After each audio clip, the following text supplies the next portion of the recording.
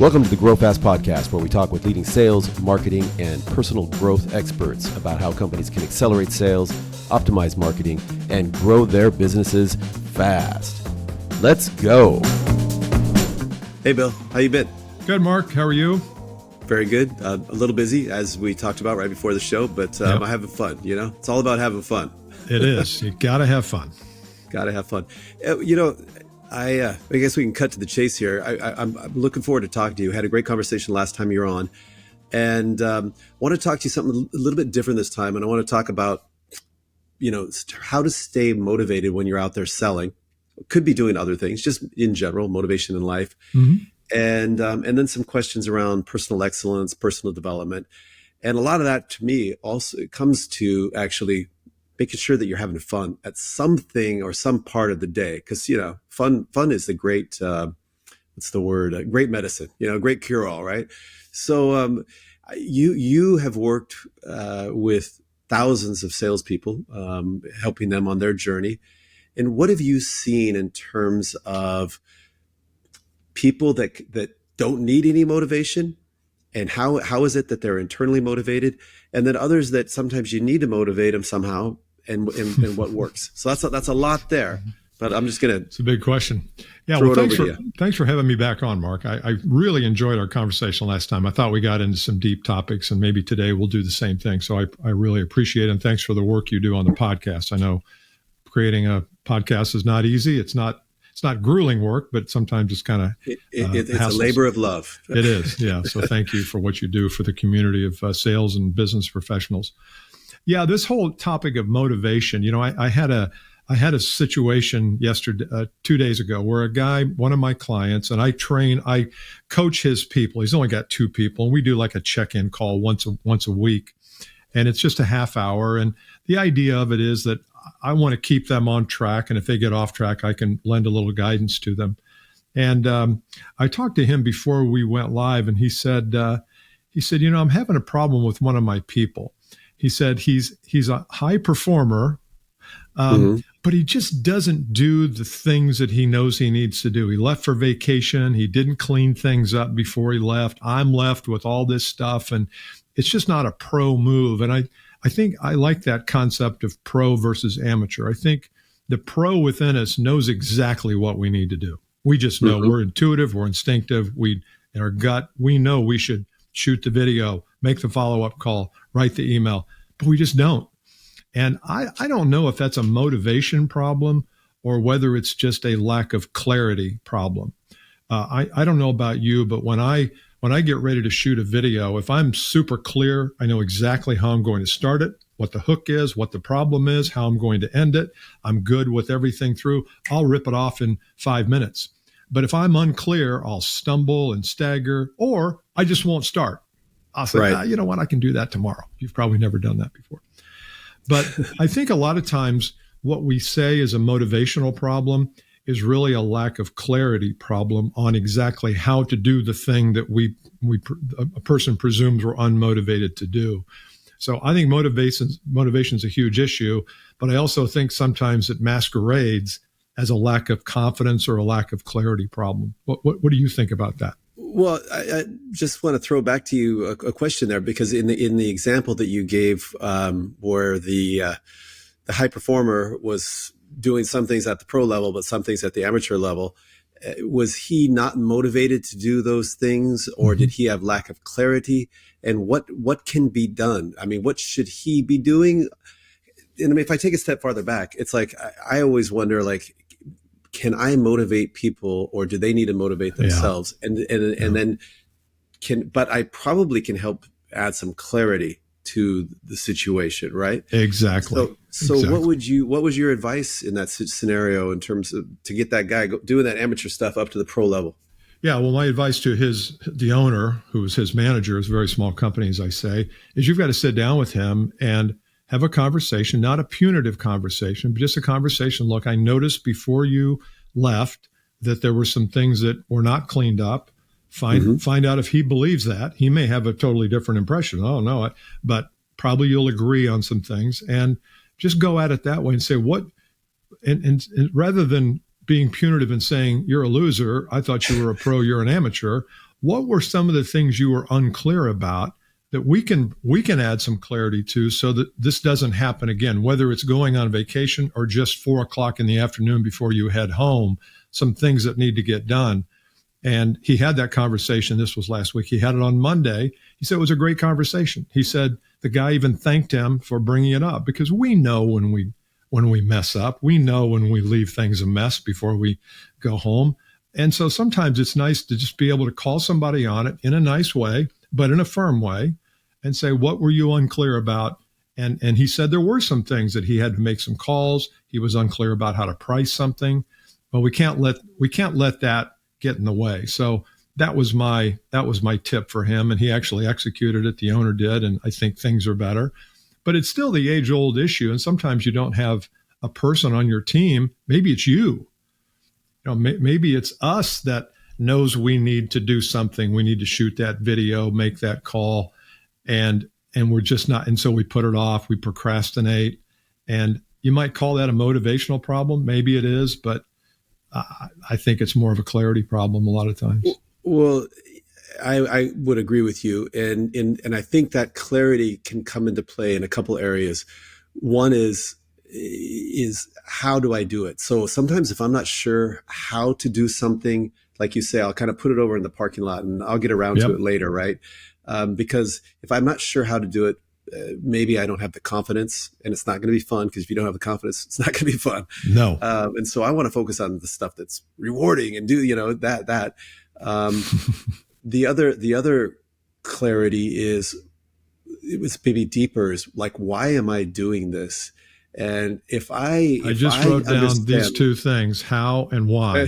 Exactly what, exactly. Great minds think alike. Yeah, okay. They do, brother. How and why. Yeah. Tell why. And if I know why I'm personally doing it, if I understand, that's the fuel for what I'm going to do.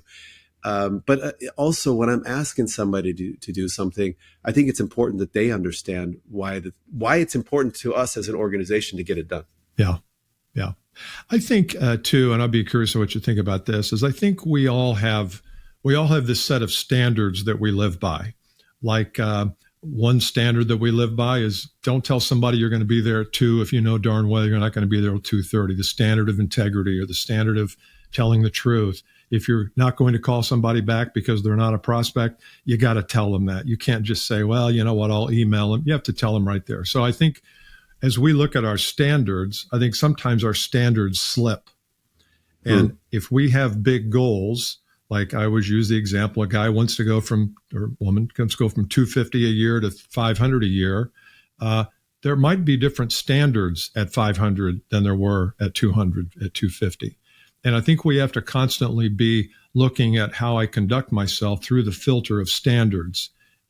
My standard is that I used to call on $5,000 accounts. I can't get to 500,000 by calling on those. So my standard has risen. Benjamin Hardy talks about raising the floor. And I think we have to all, from time to time, not obsessed about it, but just from time to time say, and I'm guilty. Believe me, anything that I say here to do, I've either done or not done.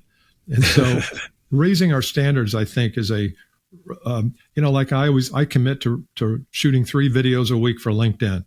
That's my standard. If I shoot 4 or 5, great. I get an extra ice cream cone. But if I shoot 1 a week, I've not met my standard, and I've got nobody to blame. It wasn't like my wife corralled me to watch Netflix for 2 hours. I do sometimes, but I can't blame her for that. I need to come upstairs and shoot a video. And so I think those standards are really important to look at from time to time. Do we have pro level standards? Think about LeBron James, Caitlin Clark. Think about these amazing athletes. They don't just eat ice cream all day and lay on the couch. I saw some clips of LeBron James this week. He's at a practice facility. He's doing dunks. He's working on his footwork. He's a pro. You might not like him. He's kind of annoying sometimes, I think, but there's no question he's a pro because his standards are so high. I often listen to Kobe Bryant talk about the standards that he held for himself and for his teammates. And a lot of his teammates initially didn't like him because they're like, we're in the show. Can you just relax and enjoy a little bit? And he goes, no, there's no relaxation. This is a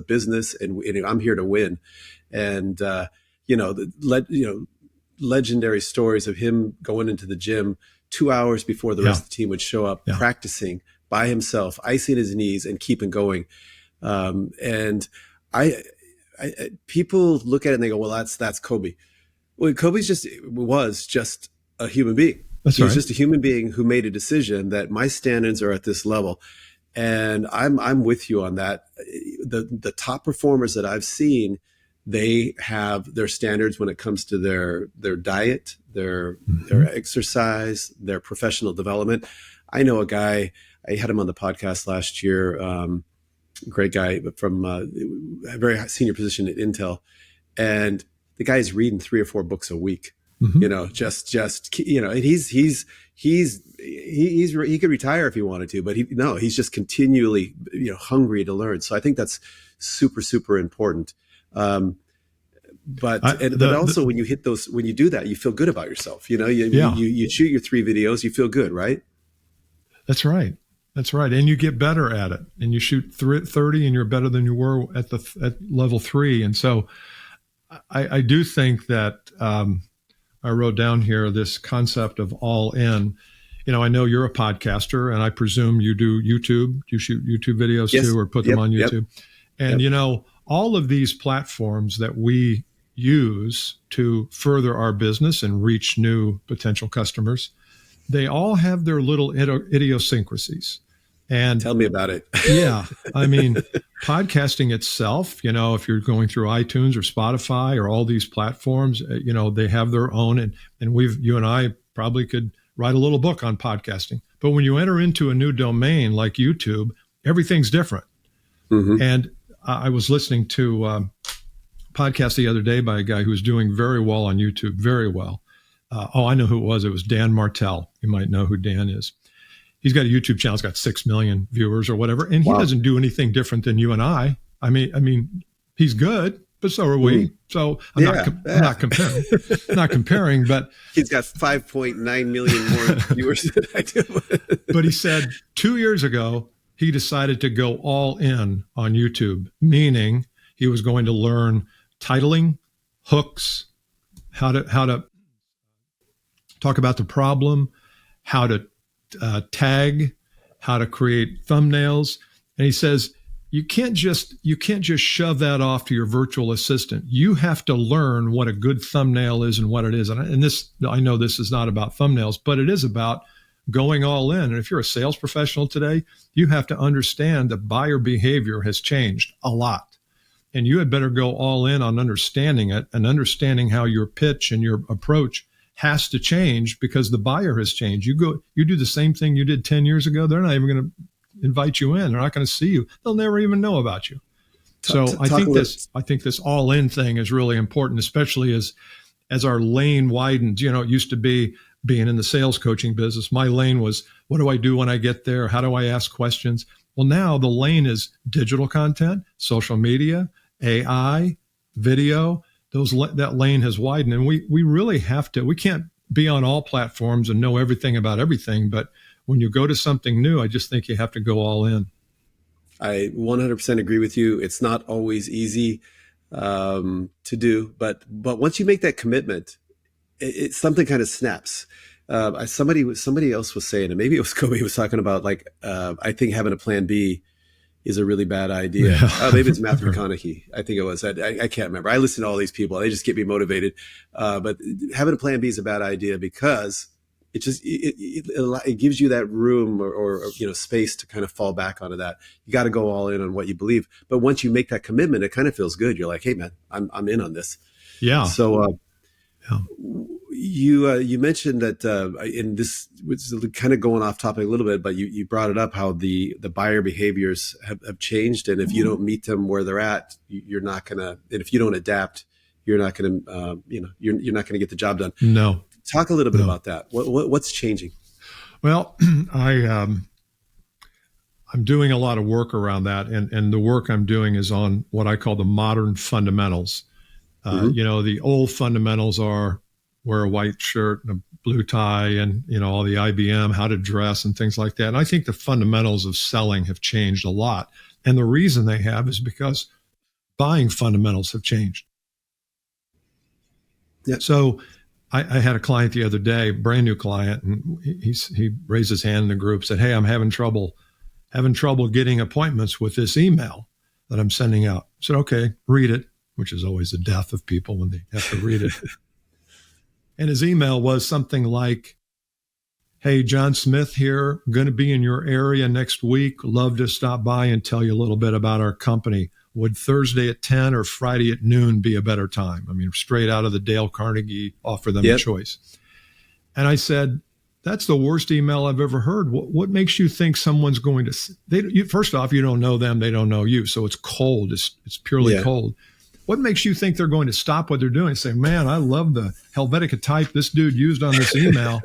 I got to see this crafty, clever dude.'" I said, and so it used to be buyers would see that and say, "Oh, okay, I'll get some information, see what's going on in the market." They don't do that anymore. So your email has to be very specific about the kinds of problems you solve. It can't be preachy or pitchy. It has to have something in it for them. If we do decide to meet, let me share with you what I'll bring you, or an idea tray, or a charcuterie board or something. What are you going to bring me of value? And buyers want value. And one of the things that I think buyers have changed is they want to see value before they buy. They don't want you to show them and say, "Well, you'll get to see all my value once you sign, once you engage." No, people don't, they're not going to ever get to that point. So how buyers research information, they Google it, they AI it now. Are you anywhere when they Google it? If they Google, if you're with a media company in Des Moines and they search on media companies in Des Moines, do you show up? Does your company show up? And I just think those are two or three things that buyers have become. It's very different today than it was 10 years ago. Oh, it's totally. And if we kind of go back to the beginning about going all in and being fully committed and going pro,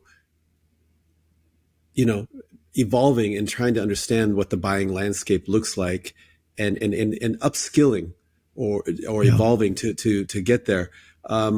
Maybe you can tell me, because again, you interact with so many different salespeople. Contrast the pro versus the amateur when it comes to evolving and learning and upskilling. Mm-hmm. What are some best practices that you've seen? Well, I'll just share a couple of the fundamentals that I think are modern fundamentals, which are used by the pro. One is, do you understand the economics of the purchase? Not the price of the purchase, but the economics of it.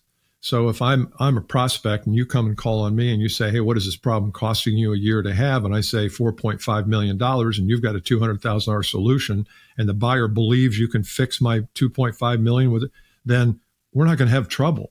But if you never ask me those questions about economics, you never dig and you never probe, or what, I don't like the word probe, but you know what I mean, question, then they're going to be juxtaposing a $250,000 investment versus nothing, because there's nothing that fixes, nothing that solves.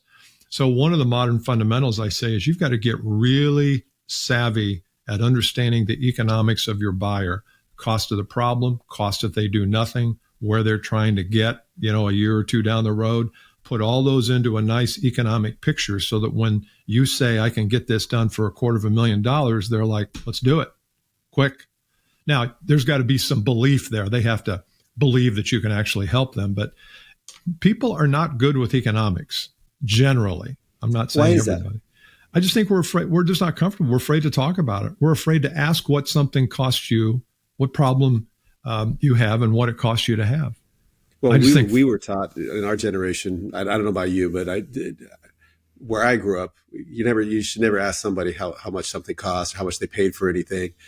And so you go out and you start talking with a customer, and it could be your first meeting, and it's like, you do have to find out who's involved with the decision making process, and you do have to find out what their current solution is and what they're happy about, what they're dissatisfied with, and like you said, the economics.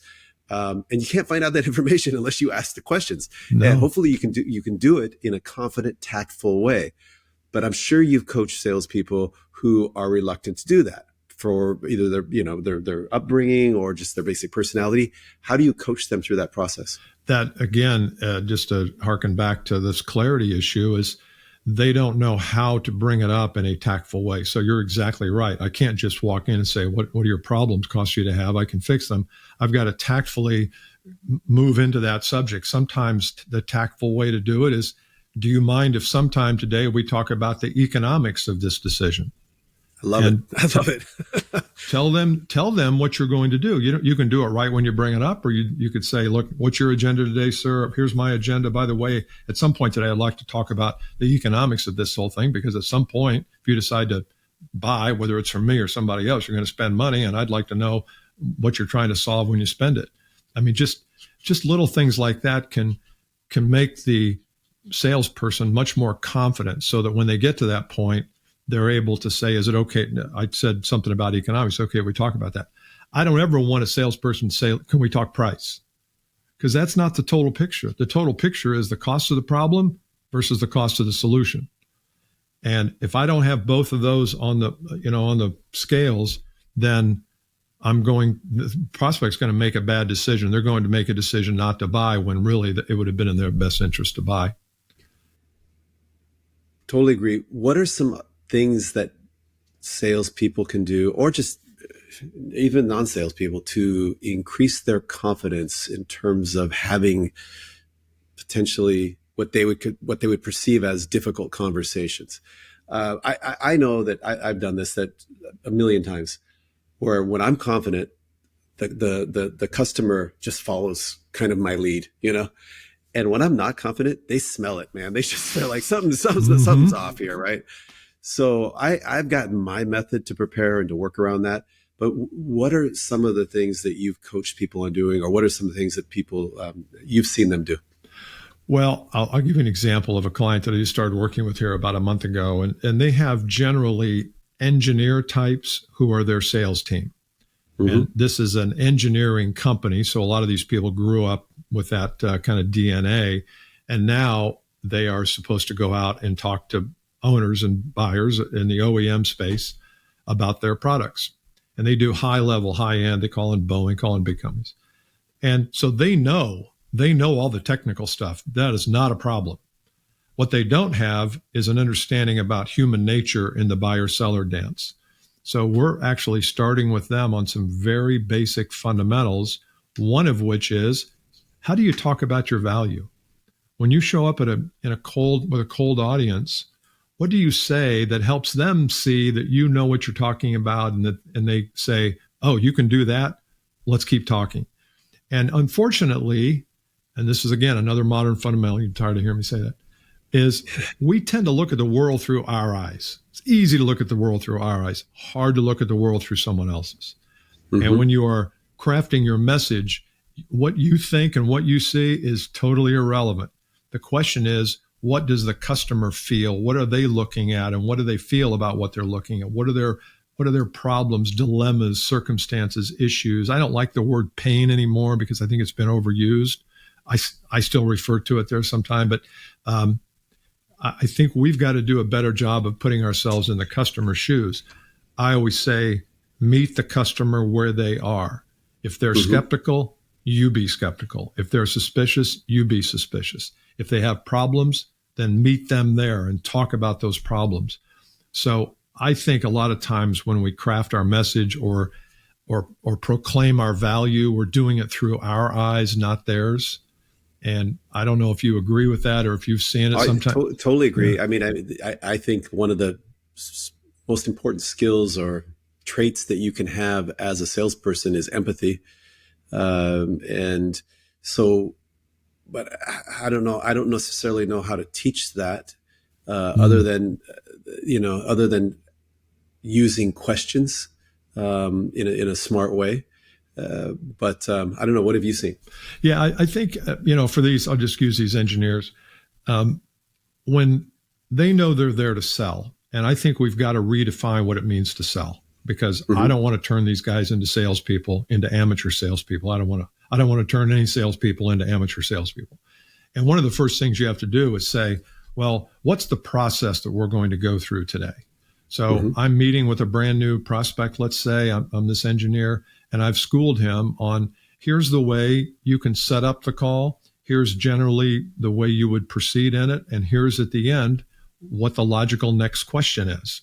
And it all begins with kind of an upfront agenda, upfront understanding. And I know you and I say to that, well, geez, doesn't everybody do that? That was, agenda making. That was the 70s. But people don't do it. I mean, how many times have you been called on somebody? They just launch into questions like, whoa, what are we doing here? Where are we going?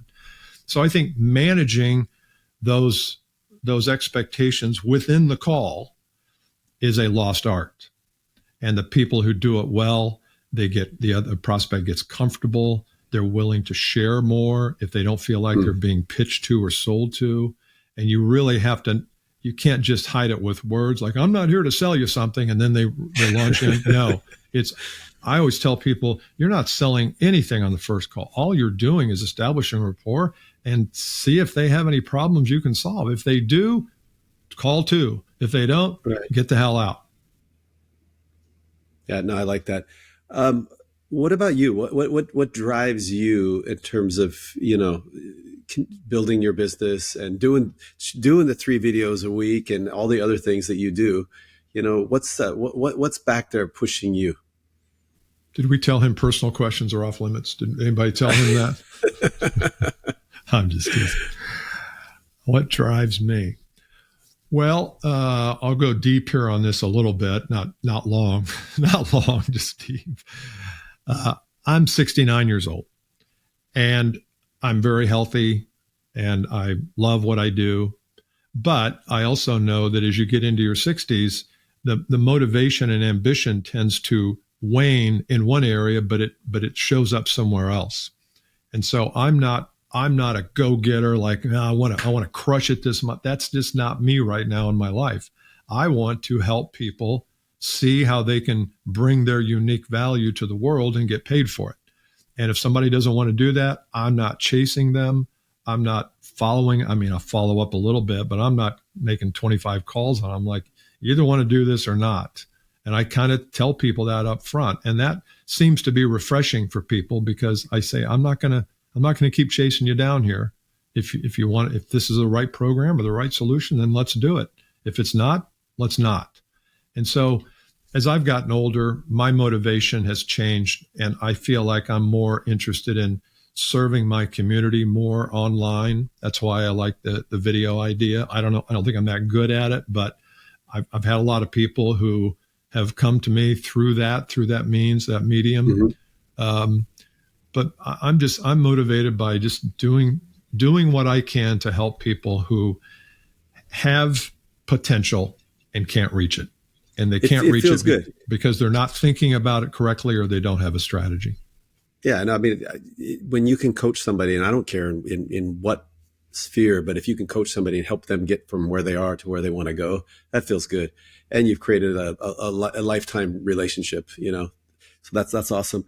I wonder if that's the kind of the same motivation that drives you to continue to publish. I think you just created a new book, the 12 Bold Steps. Yeah, 12, pretty close. 12 Bold Moves. I went back here about a year ago, and I looked at all the most important strategies that my best clients were using, and I kind of narrowed it down to 12. And if it's okay with you, I'd like to tell your audience about where they can get an audio copy complimentary. They can go to 12boldmoves.com/audiobook. And I don't know if you're willing to put it in the show notes, but I definitely am. Yes. Thank you. I want to get this out because it's 12 things that you're probably not doing. I'd say probably 11 of them you're just not doing. And these are not things that are expensive. They don't cost, a couple of them might cost a few shekels, but generally these are just changes of attitude. And I think if you can do a few of these and take 1 or 2 a month and just implement them, you'll get through all 12 by the end of the year. I think it'll just radically improve your business. So can we get one teaser? One teaser, yes. Bold move number 7. Write down your intent and communicate it. Your intent on the first call should never be to sell something. It should be to create the environment where two people can have an honest, rigorously honest conversation. And you need to communicate that to your prospect. My intent, sir, today is to ask you some questions. You can ask me some questions. And at the end, I'm hoping we can decide whether we want to get together again. Nothing at all. We'll just end it, or some other version of that. But that's really my intention today. Share the intent. Don't call it an agenda.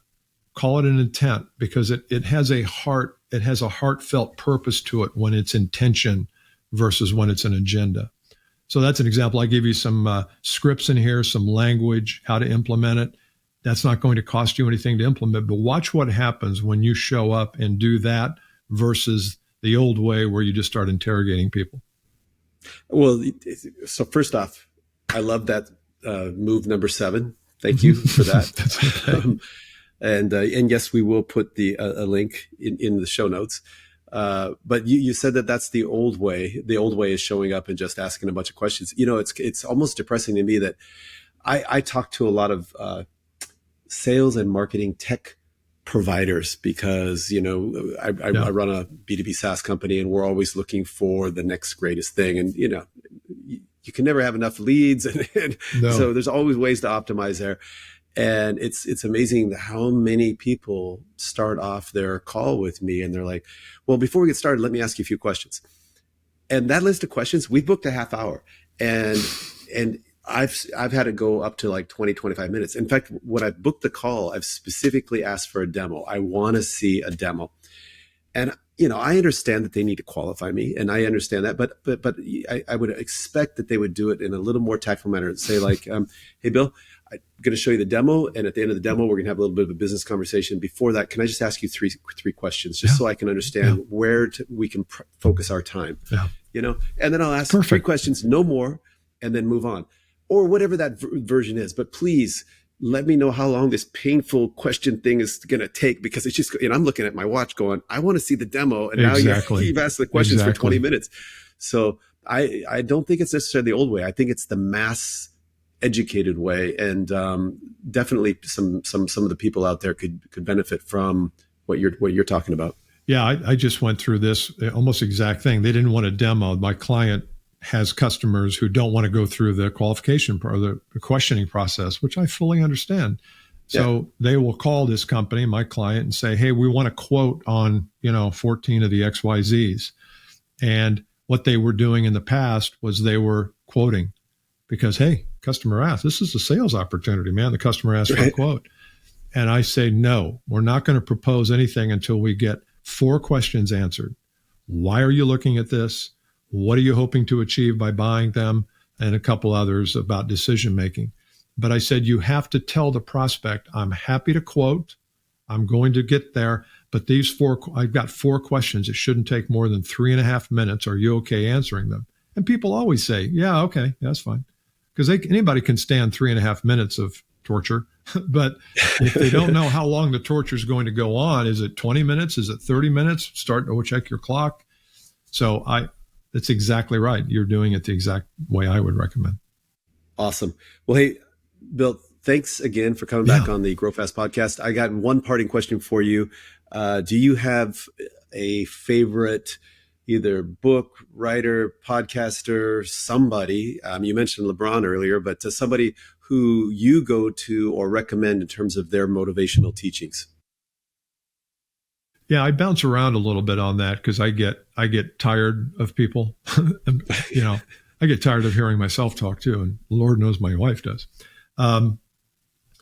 But yeah, I like Sean Cannell, who talks about YouTube a lot, and I tend to listen to people who can teach me technical things about this, like a new platform. I listen to Social Media Examiner, Michael Stelzner, a lot because he has an AI part of his show where he talks about all the new AI platforms. I really am enthralled with that. I'm just fascinated by it. I don't know how to use it yet, but I'm sure there will come a day when I have to. So I don't listen to a lot of personal growth podcasts because that's kind of my business. I mean, that's kind of, I live that every day. So I like podcasts that teach me technical things. That's awesome. I I guess had one of my epiphany moments was a couple of years ago. I was watching Mr. Beast, who I'd never heard of, and one of my sons was creating a YouTube channel for his soccer activities, and he said something about Mr. Beast, and I, who Mr. Beast? And oh, dude, he's got hundreds of millions of followers. Like, no way. I if he has 100 million followers, I would have heard of him. Wrong. So wrong. This is maybe 2-3 years ago, and I'm like, oh my gosh, look at what this guy's built. And then we started watching the videos where he explained, he had a mastermind group of three of his friends, and they would meet every day on Skype for hours and hours and hours. What would work? And you talked about it earlier about like the thumbnails, and they would, this thumbnail, you have to, and the hook. And he says, I can look at a thumbnail and immediately tell you if this video is going to be successful or not. If the algorithm is going to pick it up. I can listen to the first 5 seconds of the video and tell you whether or not. And because he and his friends, and they all subsequently became super successful, maybe not to the level of Mr. Beast, but they all became successful because they were all in on this, right? So they committed and they went to it.